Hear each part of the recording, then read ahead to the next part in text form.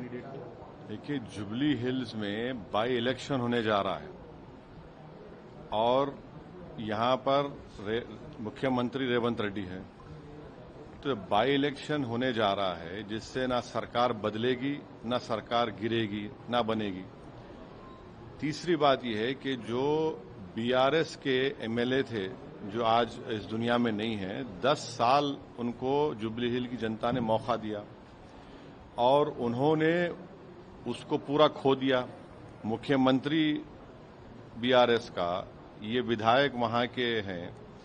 आप जुबली हिल के नाम से लोग समझते कि बड़ा पॉश इलाका है, ऐसा नहीं है।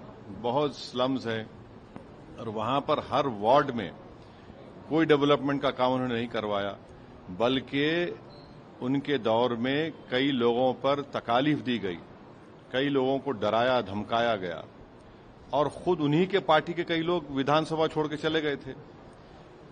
तीसरी बात यह है कि डेवलपमेंट के नाम पर वहां पर वोट पड़ना चाहिए। चौथी बात यह है कि हम अपना कैंडिडेट नहीं खड़ा कर रहे हैं, वहां पर एमआईएम पार्टी का कैंडिडेट नहीं होगा, बावजूद इसके कि 2 वार्ड में हमारे म्युनिसिपल कॉर्पोरेटर कामयाब हुए वहां पर। और हमारा जुबली हिल की जनता से अपील यह है कि ये बाई इलेक्शन है, कोई सरकार गिरेगी ना बनेगी।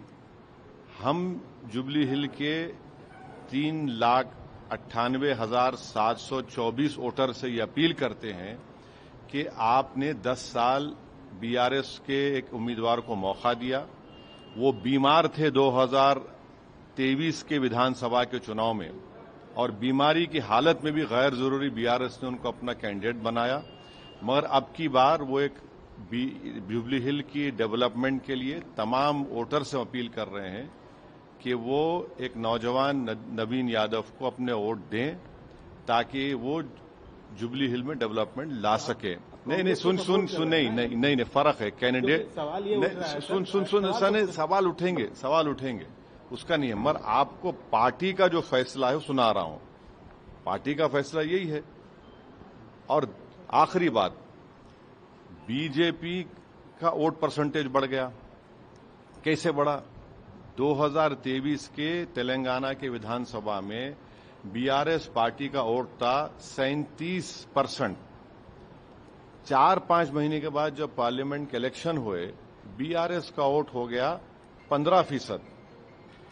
ये जुबली हिल सिकंदराबाद पार्लियामेंट कॉन्स्टिट्यूंसी में आती है। आप यकीन नहीं करेंगे कि 16,000 वोट मिले खाली बीआरएस को, 70,000 वोट मिले बीजेपी को, 1 लाख के करीब मिले दानम नागेंद्र को।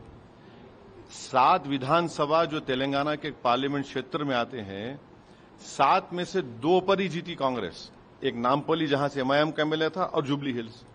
तो ये जनता को ये देखना है, बीआरएस का वोट गिर चुका है, बीजेपी का वोट बढ़ा है और इसीलिए पार्लियामेंट के चुनाव में एक भी एमपी बीआरएस का नहीं कामयाब हुआ है।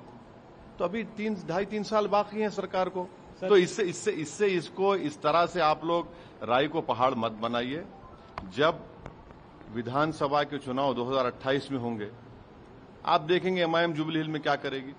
सर, लेकिन अभी सवाल ये उठ रहा है कि आप जो है बिहार में कांग्रेस को हराने की बात कर रहे हैं, यहाँ कांग्रेस को सपोर्ट कर रहे हैं। नहीं, देखिए, तो ये अच्छा सवाल है। बिहार में अख्तरुल ईमान साहब ने, एमआईएम पार्टी ने लालू प्रसाद यादव को एक लेटर लिखा, जनाब खरगे साहब को लेटर लिखा, सीपीआई एमएल के जो लीडर है उनको लिखा और सीपीआई के लीडर को लेटर लिखा। लिखकर क्या कहा कि हमको शामिल करिए। फिर तेजस्वी यादव को लेटर लिखकर कहा कि हमको 6 सीट दीजिए। यहां पर सरकार बनाना है। बाई इलेक्शन की एक सीट को आप बिहार के 200 से ज्यादा विधानसभा की सीटों से मत मिलाइए और यहां पर गवर्नमेंट बनाना है बिहार में।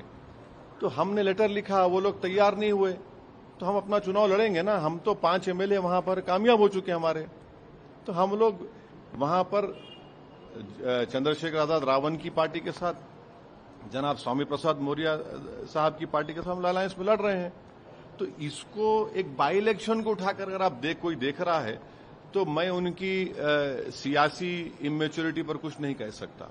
अच्छा सर, सवाल एक और है कि एक मुस्लिम कैंडिडेट और वहां देखिए, हमारा कोई candidate jubilee hill by election में नहीं है, और अगर कोई एमआईएम पार्टी का नाम ले रहा है कोई इंडिपेंडेंट कैंडिडेट, तो हम इलेक्शन कमीशन को लेटर देंगे।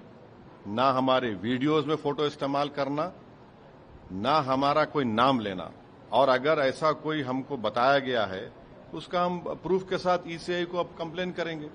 नहीं, आप चूंकि माइनॉरिटी की तरफ से एक तरह से इस चुनाव में रिप्रेजेंट कर रहे हैं, उनको सपोर्ट कर रहे हैं, एक माइनॉरिटी लीडर के खड़े होने छोड़ दीजिए ना, और ऐसे बहुत लोग आते हैं, आते रहेंगे, उससे फर्क नहीं पड़ता। ऑफिशियली जो हमारा स्टैंड है वो हो चुका है, बोल चुके हैं आपके सामने। अब कोई गलत इस्तेमाल कर रहा है। अब बाज लोगों को क्या होता है कि ये लोग खुद में इतनी सलाहियत नहीं होती है, तो ये गैर जरूरी के हमारी तस्वीर को कोई वीडियो निकाल के आउट ऑफ कंटेक्स्ट लगा देना, ये गलत है। ये थैंक यू।